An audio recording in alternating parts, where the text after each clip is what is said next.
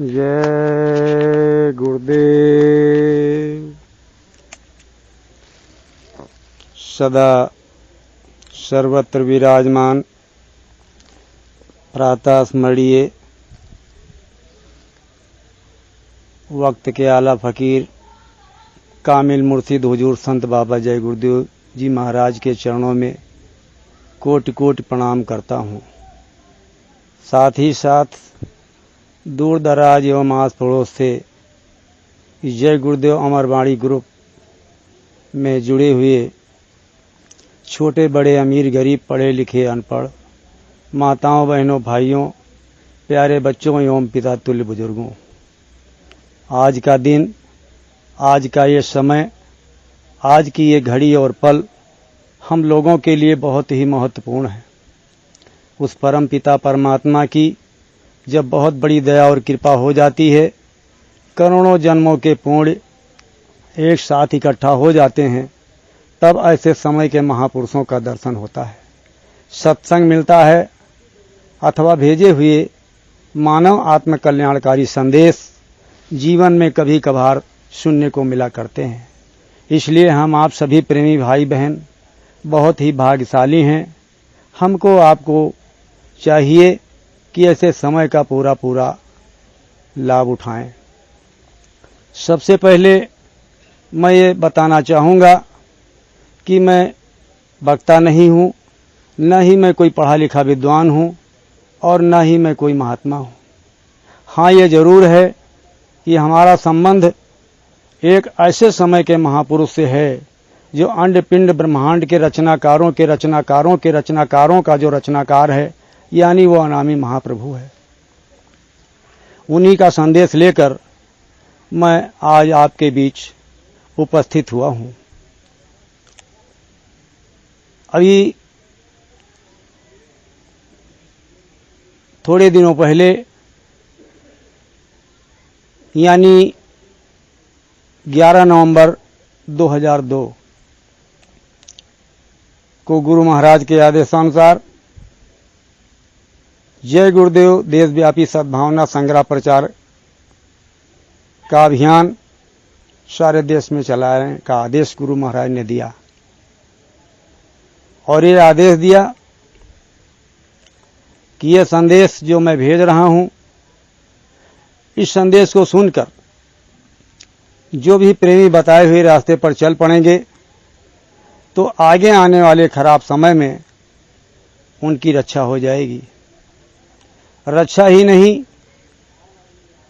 उनका लोग आगे आने वाले खराब समय में तो उनकी रक्षा होगी, साथ ही साथ उनका लोग बन जाएगा, परलोक बन जाएगा।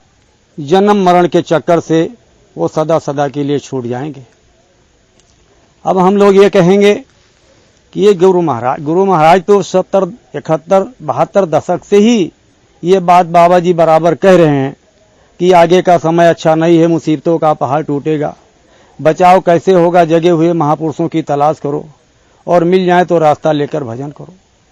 क्योंकि गुरु महाराज वो अंतर्यामी महाप्रभु सबके अंदर की बातें जानते रहते हैं कि किसके अंदर क्या चल रहा है, क्या सोच रहे हैं, क्या कहना चाहते हैं।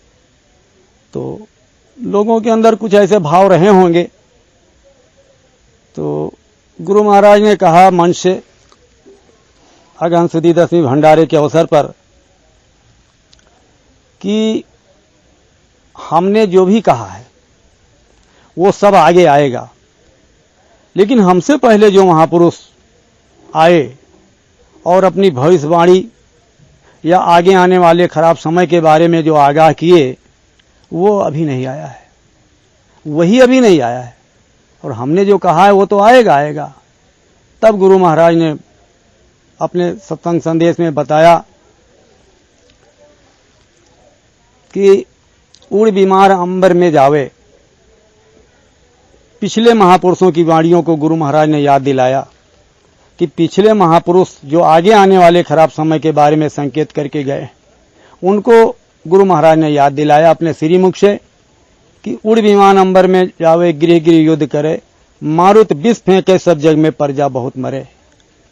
और गुरु महाराज ने अपने श्रीमुख से महात्मा सूरदास जी महाराज की वाणियों को दोहराया कि महात्मा सूरदास जी महाराज कितने दिनों पहले आए, लेकिन जब उनके चलने का समय आया तो उन्होंने भी आगे आने वाले खराब समय के बारे में संकेत कर गए, जो सूर सागर नाम की पुस्तक में उल्लेख है। गुरु महाराज ने अपने श्रीमुख से मन से बताया कि रे मन धीरज क्यों न धरे, संवत 2000 के ऊपर ऐसा योग परे, पूरब पश्चिम उत्तर दक्षिण 34 काल परे, अकाल मृत्यु जग माही व्यापे परजा बहुत मरे। और बहुत सी सारी लाइनें बताई गुरु महाराज ने, लेकिन अंत में ये कहा कि काल ब्याल से वही बचेगा जो सतगुर ध्यान धरे, और सूरदास हर की यह लीला टारे नहीं टरे। और गुरु महाराज ने पिछले महापुरुषों की वाणियों को याद दिलाया कि आगे आने वाले खराब समय के बारे में क्या संकेत करके गए। तो गुरु महाराज ने कहा कि 1400 वर्ष पहले हुजूर मोहम्मद साहब इस दुनिया में आए थे, लेकिन जब उनके चलने का समय आया तो उन्होंने भी आगे आने वाले खराब समय के बारे में संकेत किए, जो गुरु महाराज ने अपने श्रीमुख से मन से बताया कि 14वीं सदी के अंत में कोहराम मचेगा, देश की सारी सड़कें काली हो जाएंगी, सड़कों पर कुत्ते लेटे रहेंगे, सवारियां निकल जाएंगी, लोगों के जिस्म पर ऐसे लिबास होंगे या तो ना के बराबर, अगर होंगे भी तो हर रग के उभार दिखाई देंगे।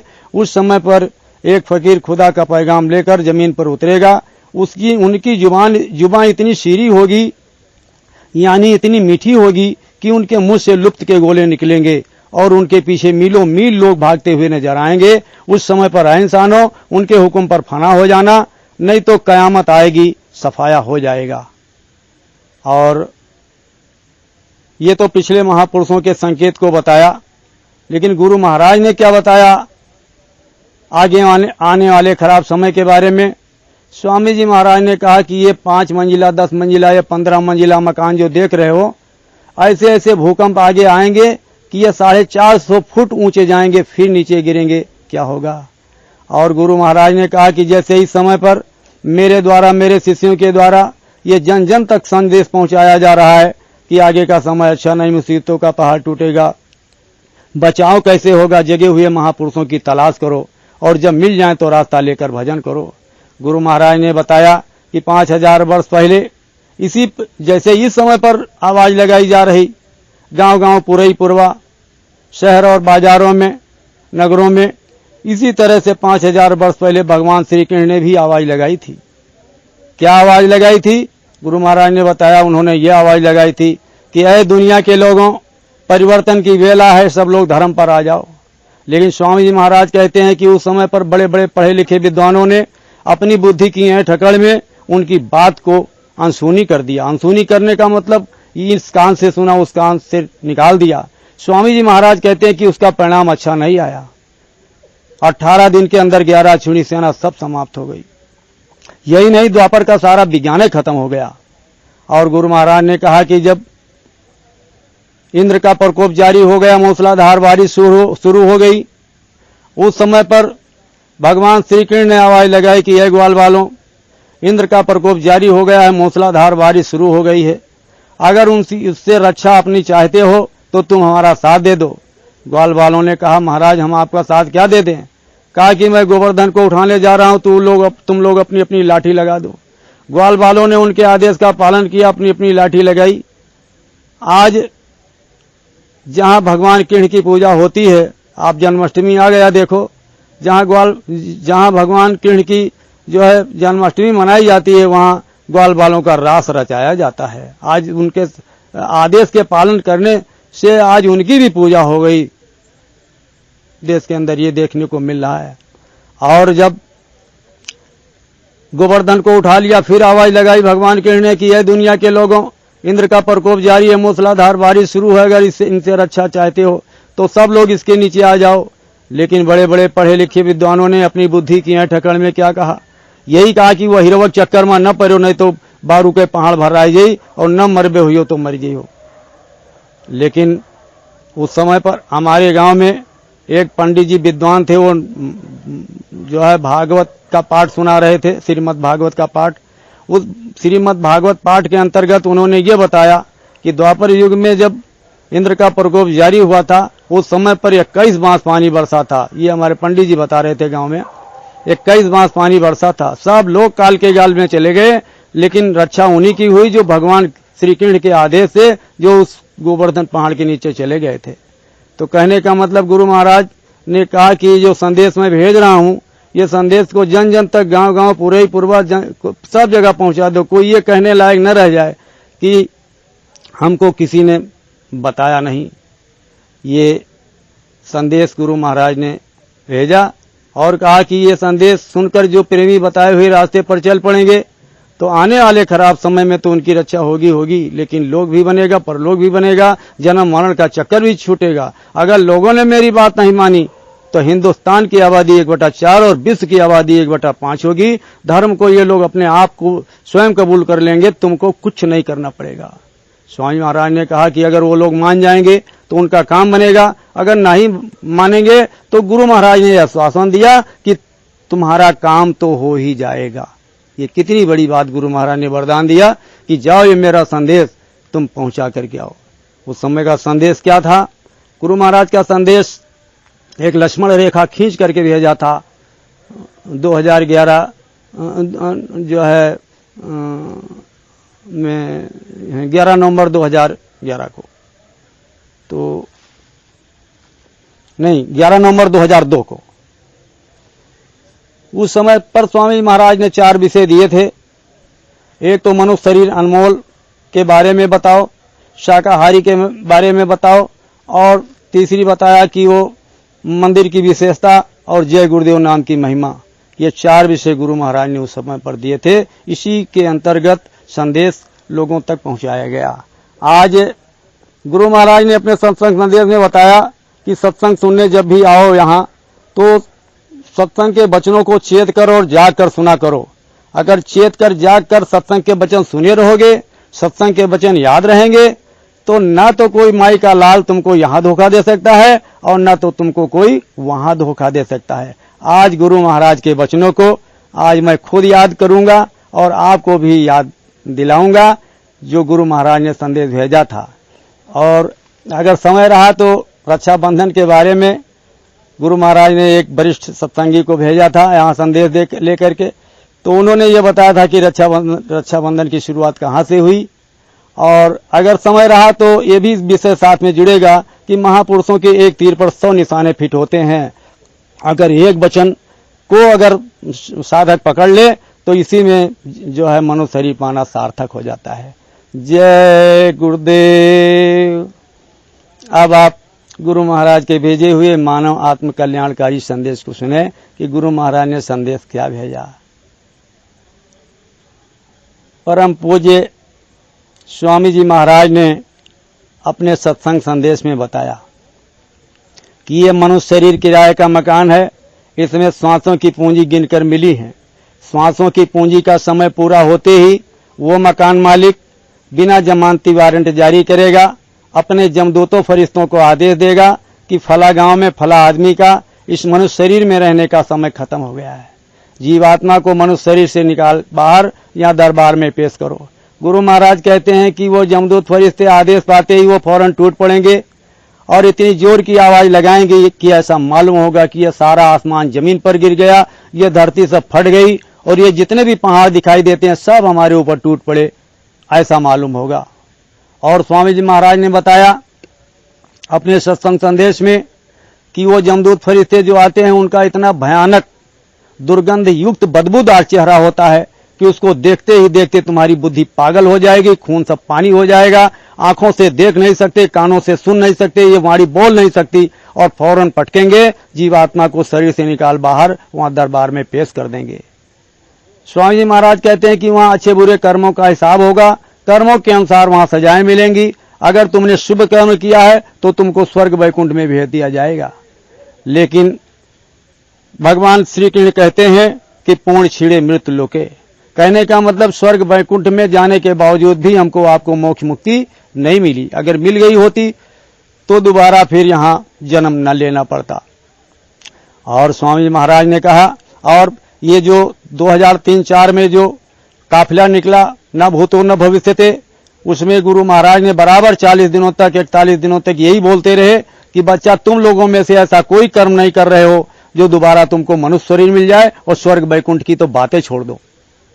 और स्वामी महाराज ने कहा कि अगर तुमने अशुभ कर्म किए हैं, पाप कर्म किए हैं, दुष्कर्म किए हैं तो उसको भुगाने के लिए कुदरत ने बहुत बड़े बड़े 22 नरक बना रखे हैं। बच्चा, उसमें तुमको जाना पड़ेगा। एक एक नरकों में 10-10 करोड़ वर्ष की सजाएं मिलती हैं। जलाने वाले अलग, सड़ाने वाले अलग, धोखा देने वाले अलग, बेईमानी वाले अलग। स्वामी महाराज कहते हैं कि कितने युग बीत जाएंगे, कितने युगांतर बीत जाएंगे, कितने कल्प बीत जाएंगे, कितने कल्पांतर बीत जाएंगे, कितने मनवंतर चौकड़ियां सतयुग त्रेता द्वापर बीत जाएंगे। बच्चा, तब तुम्हारा एक नरक से छुटकारा होगा। ऐसे करते करते 22 नरकों की यातनाओं को भोगना पड़ेगा। और जब 22 नरकों की यातनाओं को आप भोग लेंगे तो कुदरत ने बहुत बड़े बड़े 4 सेंट्रल जेल बना रखे हैं, उसमें भी बच्चा तुमको जाना पड़ेगा। स्वामी महाराज ने कहा कि पहला सेंट्रल जेल है जिसको शास्त्रों में अस्थावर खान के नाम से बताया गया है। अस्थावर खान में ये पेड़ पौधों की योनियां आती हैं। इनकी 30 लाख प्रकार की योनियां हैं। 30 लाख बार जब पेड़ पौधों की योनियों में आप जन्मेंगे और मरेंगे, तब इस सेंट्रल जेल से आपका छुटकारा होगा। फिर स्वामी महाराज ने बताया कि दूसरा सेंट्रल जेल है जिसको शास्त्रों में उखमज खान के नाम से बताया गया है। उखमज खान में ये कीड़े मकोड़ों की योनियां आती हैं। इनकी 27 लाख प्रकार की योनियां हैं। 27 लाख बार कीड़े मकोड़ों की योनियों में जब जन्मोगे और मरोगे, तब इससे आपका छुटकारा होगा। फिर स्वामी महाराज ने बताया तीसरा सेंट्रल जेल जिसको शास्त्रों में अंडज खान के नाम से बताया गया, जो जीव अंडे से पैदा होते हैं। जैसे बिच्छू है, सांप है, मगरमच्छ है, घड़ियाल है, तरह तरह की चिड़ियां हैं। इनकी 23 लाख प्रकार की योनियां हैं। 23 लाख बार जब इन योनियों में आप जन्मोगे और मरोगे, तब इससे आपका छुटकारा होगा। और स्वामी महाराज ने बताया कि चौथा सेंट्रल जेल है जिसको शास्त्रों में पिंडज खान के नाम से बताया गया है, जो जीव पिंड से पैदा होते हैं। जैसे घोड़ा है, हाथी है, ऊंट है, बैल है, खच्चर है। मानव शरीर भी आता है उसी में, पिंड योनि में। 4 लाख प्रकार की योनियां हैं। 4 लाख बार इन योनियों में जब जन्मोगे और मरोगे, तब इससे आपका छुटकारा होगा। फिर स्वामी महाराज ने बताया कि अंत में गाय और बैल की योनि में जाने के बाद तब मनुष्य शरीर का नंबर आता है। जब मनुष्य शरीर का नंबर आता है तो स्वामी महाराज ने बताया कि 5 महीने 10 दिन के बाद इसमें जीवात्मा डाली जाती है। और जब उसमें जीवात्मा डाली जाती है तो वहां की स्थिति, वहां का माहौल कैसा होता है, ये तो महापुरुष बताते हैं। स्वामी महाराज कहते हैं कि वहां की स्थिति, वहां का माहौल कैसा होता है, तो बताते हैं कि मात गर्भ उल्टा लटकाना, गादुर पक्षी केर समाना। ठीक चमगादड़ पक्षी की तरह हम आप माता के गर्भ में उल्टे लटके हुए थे। और महापुरुष बताते हैं कि मात गर्भ में औंधा लटका, 9 महीना दुख पाया था, भूलूंगा नहीं नाम प्रभु का, ये कह बाहर आया था।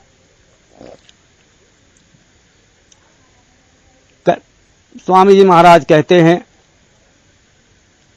कि यहाँ आमाशय रूपी जो कढ़ाई है जिसमें जठरांगनी तपती रहती है, यहाँ की तपन, यहाँ की गर्मी जब जीवात्मा अंदर में बर्दाश्त नहीं कर पाती है तो मालिक से करुण क्रंदन करती है, रोती है, प्रार्थना करती है।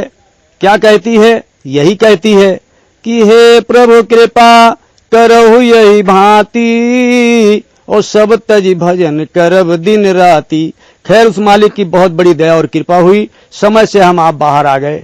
तो स्वामी महाराज कहते हैं कि बालापन हंस खेल गंवायो। बचपना तो आपका खेलने खाने में चला गया, कुछ आपका इस मनुष्य शरीर में रहने का समय स्कूलों में पढ़ाई लिखाई में चला गया, और पढ़ाई लिखाई करते करते आपकी शादी हो गई, कुछ बच्चे भी हो गए। अब इस बात की चिंता होने लगी कि घर बांटे तो एक मिला, बंटवारा में घर तो एक मिला और बच्चे हैं 4। स्वामी महाराज कहते हैं कि फर्ज भी बनता है घर मकान बनाने में, जमीन जायदाद खरीदने में और दुनिया के मान सम्मान को इकट्ठा करने में आपका काफी समय इस मनुष्य शरीर में रहने का चला गया।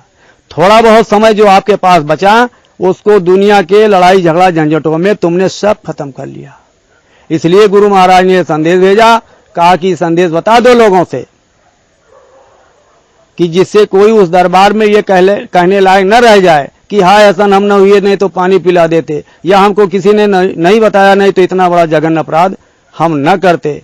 क्या संदेश भेजा गुरु महाराज ने? यही संदेश भेजा कि नर समान नहीं कौन उदेही, और जीव चराचर याचत यही। ये मनुष्य शरीर की महिमा बेशकीमती बताते हुए और गुरु महाराज ने बताया कि नर तन दुर्लभ तुमने पाया, और कोटि जन्म जब भटका खाया, करोड़ों जन्म भटका खाने के बाद में तब बच्चा तुमको ये मनुष्य शरीर मिला, इतना बेशकीमती है।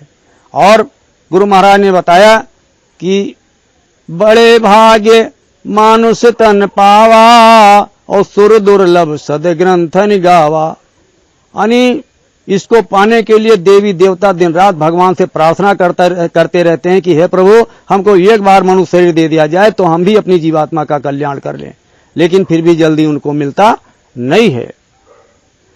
अब एक प्रश्नवाचक चिन्ह लग रहा है यहां पर कि हम लोग तो जो है देवी देवताओं की पूजा करने में दिन रात लगे हैं, लेकिन जो हमारा धर्मशास्त्र है वो ये कह रहा है कि देवी देवता दिन रात भगवान से प्रार्थना करते हैं कि हे प्रभु, हमको एक बार मनुष्य शरीर दे दिया जाए जिससे हम भी अपनी जीवात्मा का कल्याण कर लें। तो कहने का मतलब यह है कि ऐसी कौन सी विशेषता, ऐसी कौन सी खुसूसियत इस मनुष्य शरीर के अंदर है जो देवी देवता इसको पाना चाहते हैं और हम लोग पाकर के भी इसकी कीमत को नहीं समझ पा रहे हैं। तो स्वामी महाराज बताते हैं कि महापुरुष कहते हैं कि इसके अंदर कौन सी ऐसी विशेषता है जो देवी देवता इसको पाना चाहते हैं और हम लोग पाकर के भी इसकी कीमत को नहीं समझ पा रहे हैं। क्या विशेषता है इसके अंदर? महापुरुष बताते हैं कि साधन धाम मोक्ष कर द्वारा, मनुष्य शरीर साधना का धाम है और मोक्ष का दरवाजा इसके अंदर है। और कहते हैं कि पाई न जे परलोक संवारा, इसको पा करके जिसने अपने घर जाने की युक्ति नहीं की, स्वामी महाराज कहते हैं, तो कहते हैं सो परत्र दुख पावही, सिर धुन धुन पछताए, काल ही कर्म ही ईश्वर ही मिथ्या दोष लगाए।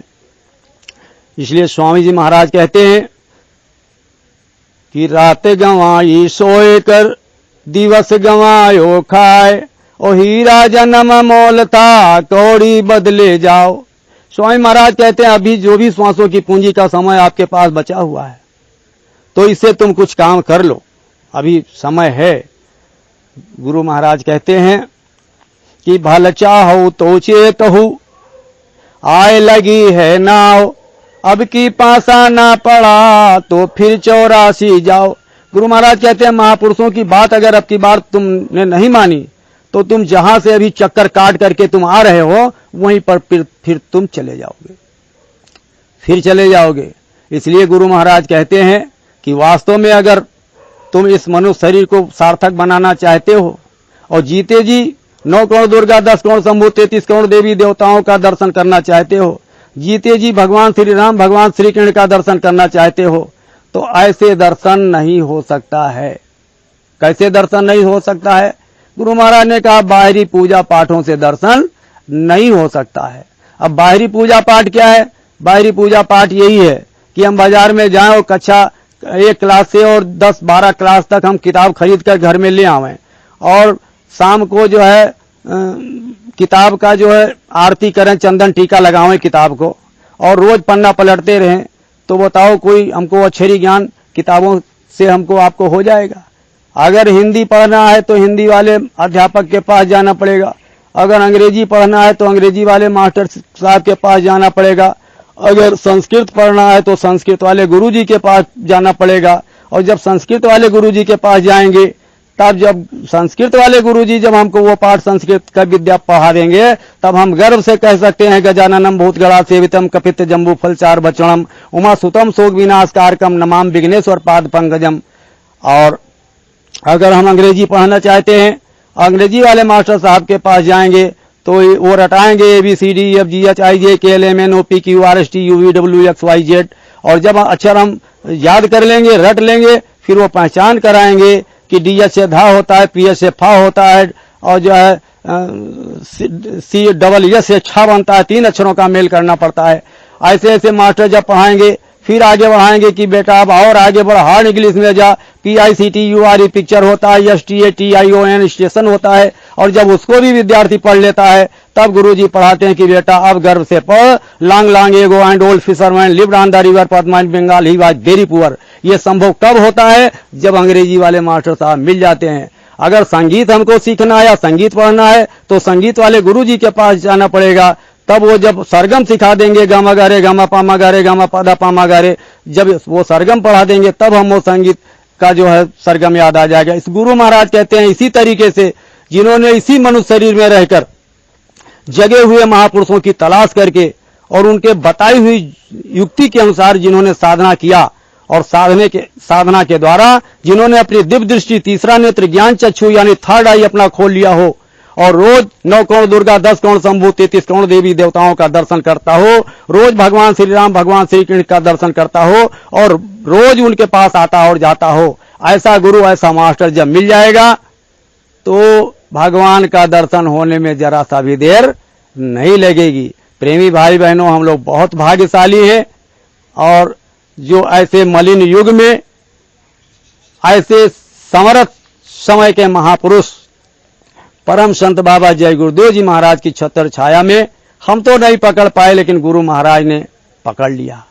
स्वामी महाराज जब हमारे जैतापुर में आए, गुरु महाराज ने कहा अभी तो नदी के किनारे जो गरीब लोग रहते हैं और गांव में जो गरीब लोग रहते हैं, जो अनपढ़ हैं, गंवार हैं, जिनको कुछ नहीं मालूम है, पहले उनको हमको समझा लेने दो, फिर मैं ऐसा जाल बनाऊंगा कि उसमें और बड़े बड़े लोग फंसेंगे, फिर और उससे बड़ा जाल बनाऊंगा जिसमें बड़े बड़े मगरमच्छ और घड़ियाल फंसेंगे। गुरु महाराज ने ये कहा था। तो प्रेमी भाई बहनों, वास्तव में हम लोग बहुत भाग्यशाली हैं कि जो ऐसे मलिन युग कलयुग में 3 लोग के मालिक की अति दया हुई, जो हमको मनुष्य शरीर मिल गया, जो जिसके लिए देवी देवता तरसते हैं, फिर करोड़ों जन्मों के पुण्य हमारे आपके इकट्ठा हो गए, जो ऐसे समर्थ सदगुरु स्वामी जी महाराज हमको आप मिल गए। और नंबर 3, हम लोगों के ऊपर मालिक की बहुत बड़ी गुरु महाराज की दया और कृपा हो गई कि जिस दौलत को पाने के लिए बड़े बड़े बादशाहों ने बादशाहियत पर लात मार दी, सीधे जंगल चले गए, कितने बरसों तक लंगोटी फींची, झाड़ू लगाए, बर्तन मले, लेकिन फिर भी जल्दी उनको नसीब नहीं होता है। वो हमको आपको गिरफ्त में रखते हुए, बाल बच्चों की सेवा कराते हुए, दुकान दफ्तर खेती का काम कराते हुए और हम लोगों को मिल गया, गुरु महाराज ने दे दिया और वो भी मुफ्त में। गुरु महाराज ने कहा तुमको मुफ्त में मिल गया है, इसलिए तुम इसकी कदर नहीं करते, अगर मेहनत करके पाए होते तो तुम इसकी कदर करते। ये गुरु महाराज के शब्द हैं। तो वास्तव में प्रेमी भाई बहनों, हम लोग बहुत भाग्यशाली हैं जो ऐसे समर्थ सदगुरु हमको आपको मिल गए। अब समय कुछ रह गया है? अच्छा हाँ, समय है अभी।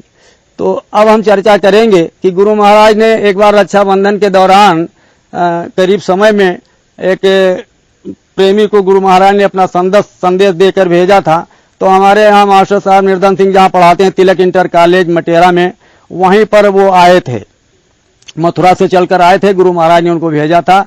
उसी समय पर उन्होंने एक हवाला समझाया था कि ये रक्षा सूत्र, ये रक्षाबंधन कब से शुरू हुआ। तो बताया गया था उस समय पर कि एक महात्मा जी एक गांव में गए तो फरियाद लगाया कि गांव में गए तो देखा कुछ बच्चे खेल रहे हैं। तो महात्मा जी ने कहा कि बच्चों हमको भूख लगी है। तो और लड़के तो नहीं कुछ बोले, लेकिन एक लड़का उसमें दयावान था तो कहा कि ठीक है हम जा रहे हैं घर। तो जब घर पर वो गया तो देखा कि माँ बाहर चली गई थी कुछ काम के लिए, घर में कोई नहीं था, वो अकेला ही था। तो देखा कि घर में तो कुछ नहीं पाया, लेकिन दूध टंगा हुआ था शिकार में। तो शिकार से दूध लाया और महात्मा जी को दे दिया कि महाराज अपनी भूख मिटा लीजिए और ये दूध पी लीजिए। तो महात्मा जी तो दूध पी करके चले गए। ये तो महापुरुष जब जीवों को पकड़ना होता है ना, तो ऐसे खेल खेलते हैं। जैसे कि हमने आपको अगले रविवार को संकेत किया था कि महापुरुष जीवों को किस तरह से पकड़ते हैं, शुरू में संगत को किस तरह से उठाया, हमने उल्लेख किया था। तो महापुरुषों की जब मौज होती है, मौजों की लहर जब उठती है और जीवों को जब पकड़ना होता है तो ऐसे ही खेल खेलते हैं। उनको दूध नहीं पीना था, लेकिन वो तो मौजों की लहर उठी हुई थी, कुछ उनको करना था, किसी को पकड़ना था। तो दूध तो पी लिए सब महात्मा जी, और जब चलने लगे तो वो तो दूरदर्शी अंतर्यामी थे। तो उन्होंने कहा कि देख बेटा, दूध तो तुमने हमको पिला दिया है, लेकिन जब तुम्हारे ऊपर कोई वक्त मुसीबत आ जाए, गाड़े दिन आ जाए, कोई संकट के दिन आ जाए, तो तुम मुझको याद करना। लेकिन तो एक मैं तुमको धागा बांधे देता हूं हाथ में, और इस धागे की तरफ जब देखोगे तो हम जरूर तुमको याद आएंगे, और जब याद आएंगे तो तुम अपनी बात कह देना। तो अपनी निशानी महात्मा जी उसके हाथ में छोड़ गए, एक डोरा बांध करके, एक धागा बांध दिए उस लड़के के हाथ में। तो महात्मा जी चले गए और जब शाम को उसके माता पिता आए, उसकी माता जी जब आई तो देखा वहां हड़वा में दूध नहीं, शिकार में।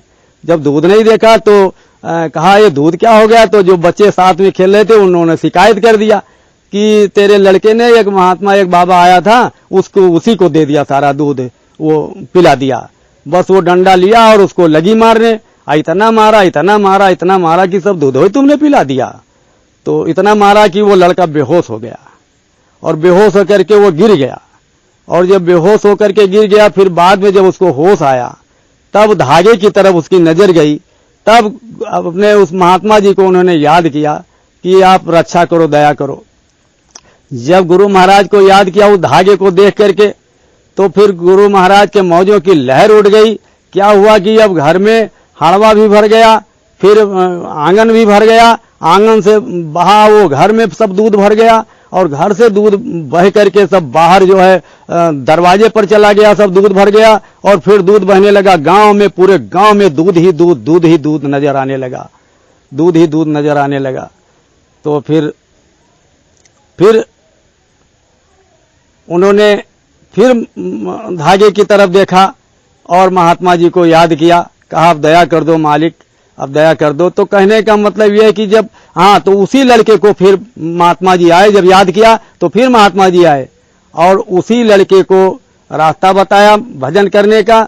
और वो बता रहे थे कि उसी लड़के का नाम जगजीवन पड़ा, जगजीवन। और किस तरह से जीव को पकड़ते हैं, क्योंकि वो जानते हैं भाई धर्मदास को कबीर साहब ने किस तरह से पकड़ा। जब उन्होंने देखा, कहा इसके अंदर कितना बड़ा संस्कार है और ये जल की पूजा में अपने जीवन को बर्बाद कर देगा, तो फिर उन्होंने भी उनके साथ एक खेल खेला और फिर कितने बड़े महात्मा वो हुए। इसलिए प्रेमी भाई बहनों, महापुरुषों के एक तीर पर 100 निशाने होते हैं, 100 निशाने होते हैं।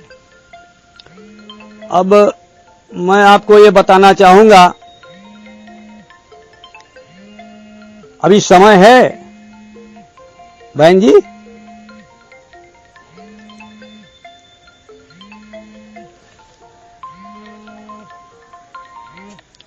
क्या समय है अभी?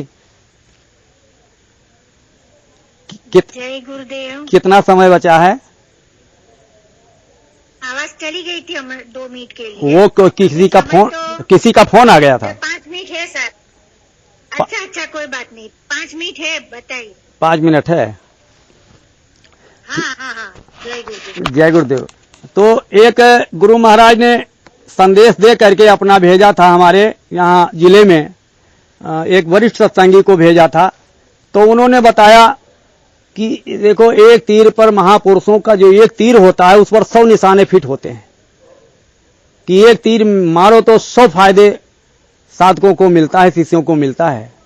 तो उन्होंने अपने एक दृष्टांत दिया, एक हवाला दिया हम लोगों को समझाने के लिए कि महापुरुषों के अगर एक बात अगर हम लोग मान लें तो हम लोगों का जीवन सफल हो जाए। तो उन्होंने एक हवाला दिया कि एक शंकर जी का पुजारी था, एक लड़का। तो शंकर जी का पूजा वो किया करता था, लेकिन जब पूजा करते करते एक दिन शंकर जी प्रकट हो गए। और जब शंकर जी प्रकट हो गए तो कहा, बच्चा देख, मैं तेरी सेवा से मैं बहुत खुश हूं और जो वरदान मांगना चाहे तू मांग ले, एक वरदान मैं दे दूंगा। कहा, महाराज अब यह है कि हमको थोड़ा मौका दिया जाए, मांग तो लेते लेकिन हमको थोड़ा मौका दे दिया जाए। तो एक दिन का मौका दे दिया जाए, कल हम मांग लेंगे आपसे। तो वो लड़का घर पर चला गया। तो घर पर गया तो माँ से पूछा कि माँ, तू शंकर जी आज प्रकट हो गए हमारी पूजा से, तो उन्होंने कहा कि एक वरदान तू मांग ले, मैं दे दूंगा। तो माँ तू बता दे कि मैं कौन सा वरदान मांगू। तो माँ ने कहा कि देख बेटा, मैं अंधी हूं जन्म से, और हम नहीं जानती कि ये दुनिया कैसी है। अगर तू आंख मांग लेता तो मैं भी देख लेती कि दुनिया कैसी होती है। कहा, अच्छा। पिताजी के पास गया कि पिताजी, शंकर जी आज हमारे ऊपर बहुत खुश हो गए, उन्होंने वरदान मांगने को कहा है, तो आप बताइए कि हम कौन सा वरदान मांग लें। तो बाप ने कहा कि देख बेटा, मेरा पूरा जिंदगी गरीबी में गुजरा है, अगर तू कुछ धन मांग लेते तो मैं भी अमीरी देख लेता कि अमीरी कैसी होती है। फिर नंबर 3 पर वो अपने औरत के पास गया, कहा, अपनी बीवी से कहा कि देखो शंकर जी आज हमारे ऊपर बहुत खुश हो गए और उन्हें वरदान मांगने को कहा है। तो बताओ, तुम बताओ कि हम कौन सा वरदान मांग लें। तो औरत ने कहा कि देखो, अगर शंकर जी खुश हैं, तुम ये वरदान मांग लो कि मैं जिधर निकलती हूँ उधर लोग हमको ताने मारते हैं, हमको बांझ बांझ कहते हैं। अगर हमको एक औलाद हो जाता तो हमारा बांझपन खत्म हो जाता, लोग जो ताना मारते हैं तो वो ताना खत्म हो जाता, हम भी औलाद देख लेती। अब वो घर से तो निकल गया। जब घर से गया तो रास्ते में बड़े संकोच में चल रहा था, बड़ा उदास था कि हम माँ की बात मांगे कि पिताजी की बात मांगे कि औरत की जो है बात को हम माने, कौन सा वरदान हम मांग ले, ये समझ में नहीं आ रहा था। तब तक एक महात्मा जी रास्ते में मिल गए कि अरे तू तो बड़ा उदास दिखाई देता है। अरे क्या बात है? अरे कहा महाराज हम बहुत परेशान हैं, और पूरी बात बताया कि शंकर जी ने हमको वरदान देने को कहा था। तो हम घर में गए तो माँ इस तरह से कहती है, और जो है बाप इस तरह से कहता है, औरत इस तरह से कहती है। तो महात्मा जी ने कहा अच्छा, अरे तू क्यों उदास है? अरे तेरे कोई गुरु नहीं है? अगर गुरु है तो गुरु से पूछ लेता, गुरु स्वयं बता देते कि तुम क्या मांग लो। तो कहा महाराज गुरु तो हमने किया ही नहीं, बस उसको दिमाग आ गया, चरणों में गिर गया कि महाराज आज से हमारे गुरु और आप ही गुरु हैं, अब मैं आपको ही गुरु मानता हूं और हमको दीक्षा दे दीजिए और आप ही हमको रास्ता भी बता दीजिए। तब महात्मा जी ने बताया कि जा तू एक वरदान मांगना और तीनों काम तेरे हो जाएंगे।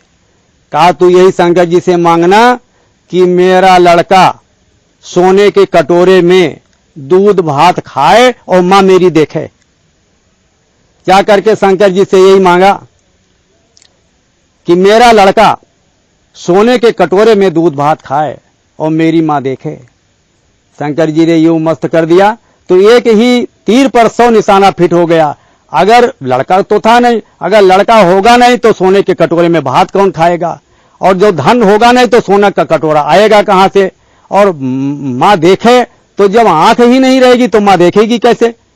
तो इसलिए प्रेमी भाई बहनों, महापुरुषों के एक तीर पर 100 निशाने होते हैं। अगर गुरु महाराज के एक वचनों को हम अगर मान लें, अगर पकड़ लें, तो हम लोगों का जीवन सार्थक हो जाएगा, धन्य हो जाएगा। जय गुरुदेव।